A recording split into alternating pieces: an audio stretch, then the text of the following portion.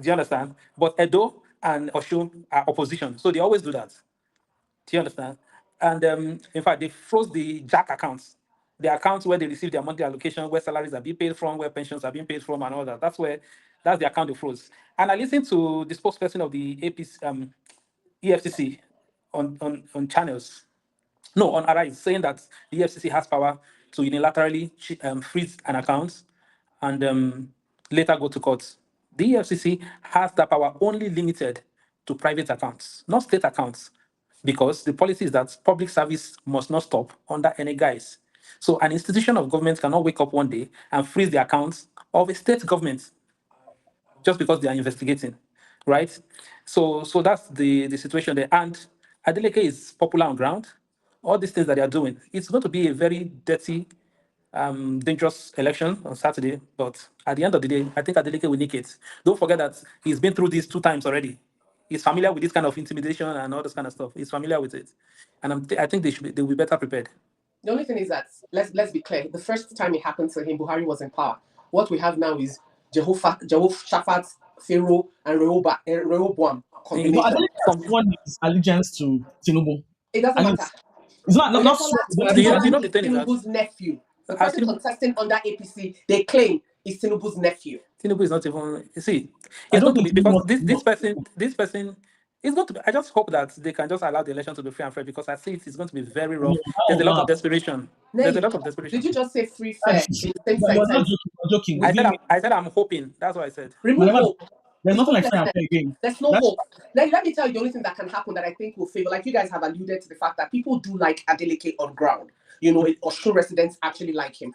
Unless they are ready to do what Kano State does when they wanted to take the votes, the last election from Kwankwasias. Unless they are ready to come out en masse, unless they are ready to we die here. I think where the problem, the mentality. I think where the election is going to be won and lost is Ede, the area where Omishore comes from.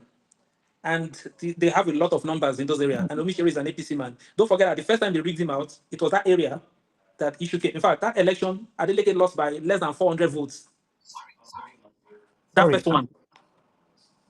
first one. Then the second one, he won because he had to strike a deal with Omishore from that side. Now, it's also going to be a replay of that situation. But the guy, from the feelers I have, is that he's done well. He's just a very jolly good fellow. See, if I was the guy running against Adeleke, I will feel very bad, because the governor they sent to Osun to go and lead his campaign is a rabble rouser. That's why I even just said that it's not even possible that Adeleke will not win, because how they send that kind of guy? He's a rabble rouser. Good. But that's the thing. They don't.